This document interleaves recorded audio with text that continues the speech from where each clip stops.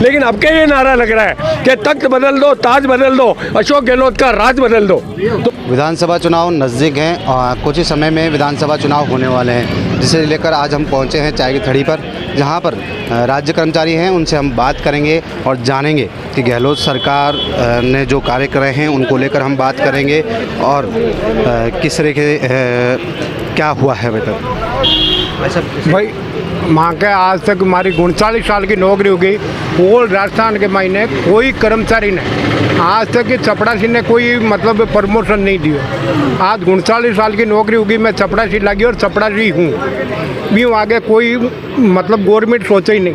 1996 के बाद में एक भी आज तक कर्मचारी नहीं लियो।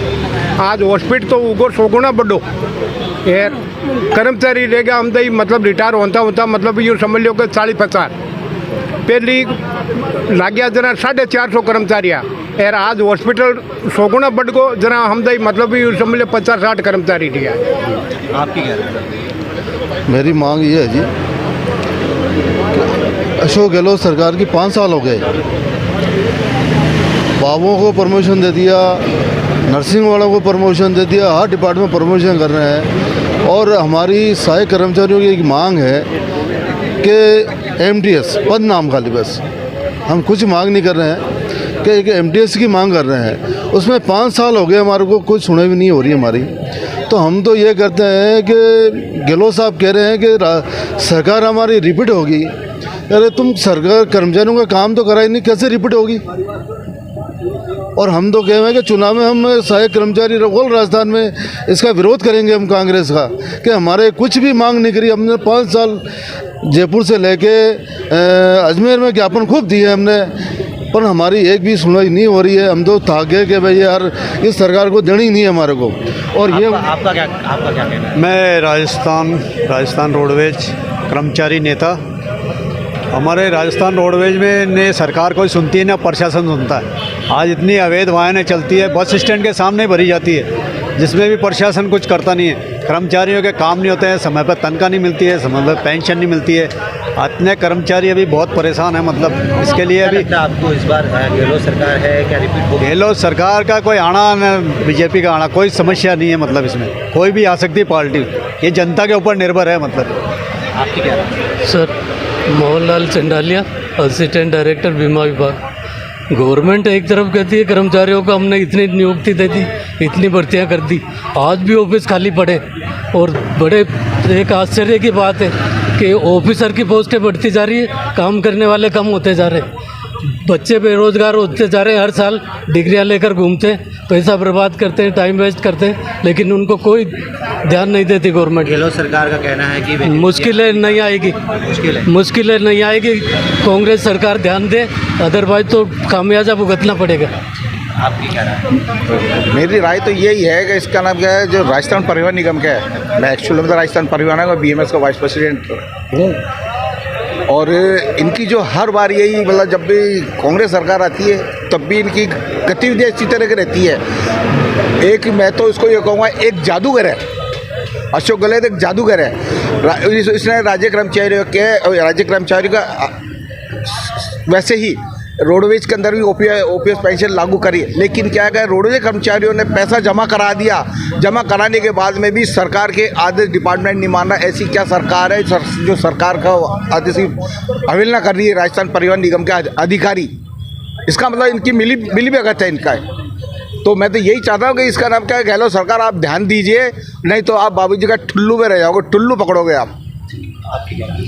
मैं दिग्विजय शर्मा रेवेन्यू डिपार्टमेंट से हूँ। गहलोत साहब ने जो 9/18/27 किया है, उससे पहले हमने डिमांड की थी कि हमारे को 8/16/24/32 जो उसको हमें वो डिमांड पूरी नहीं की है।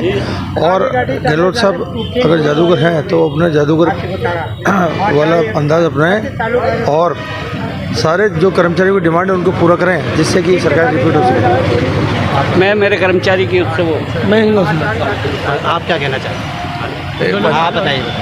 सर देखिए कि राजस्थान के जो 7 लाख कर्मचारी है, उन्होंने बड़ी उम्मीदें अशोक गहलोत की सरकार से ले रखी थी। और आप देख लीजिए कि अशोक गहलोत साहब ने सीढ़ी बाई सीढ़ी कर्मचारियों को छला। कर्मचारियों की जो खास तौर से मांगे थी कि भाई डीसी सामन कमेटी की रिपोर्ट को सार्वजनिक किया जाए और 7वां वेतन आयोग जो कर्मचारियों पर लागू हुआ था उसके बाद में उसके ऊपर एक कमेटी गठित हुई थी खेमराज कमेटी, उसको उनको लागू करना था। खास तौर से खेमराज कमेटी के अंदर ही कर्मचारियों का भला था। उसके अलावा आप देख लीजिए कि जो एक 25 साल पुरानी हमारी मांग थी कि साहब जो चयनित वेतनमान था वो 9, 18, 27 वर्ष का था, लेकिन अभी कर्मचारी लेटेस्ट ये मांग कर रहे थे कि उसको काफ़ी लंबा समय हो गया, उस चयनित वेतनमान 9, 18, 27 की जगह 8, 16, 24 और 32 वर्ष ही दी जाए।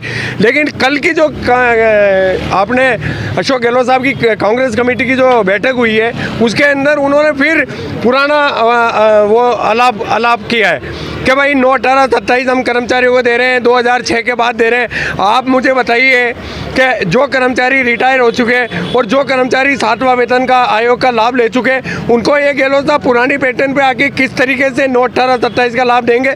9, 18, 27 का लाभ तो वो ले चुके हैं।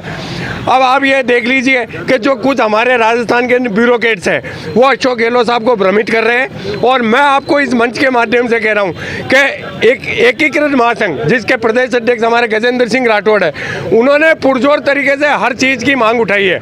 आप देख लीजिए आज की तारीख में न तो कोई हमारे MTS लागू हुई है, न हमारे रिटायर्ड कर्मचारी हैं उन पर 60, 65, 70 और 80 साल पे 5%, 10%, 15%, 20% लागू हुआ है। और रोडवेज कर्मचारी जो है उनको राज्य कर्मचारी का दर्जा नहीं मिला है। और आप देख लीजिए हमारे जितने भी संविदा कर्मचारी है जो आए दिन जो चिल्ला रहे हैं और आंदोलनरत है, कह रहे हैं कि ठेका पद्धति बंद कर दीजिए, तो ठेका पद्धति को उन्होंने बंद नहीं किया है।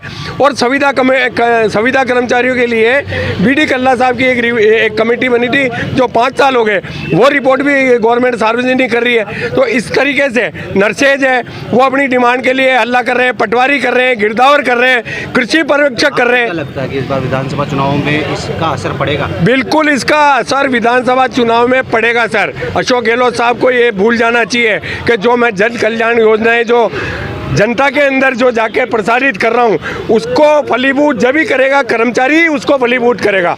और कर्मचारी जन जन तक जाके गांव और ढाणी और कस्बे के अंदर हर तगमे पे हर पोस्ट पे हमारा कर्मचारी बैठा है।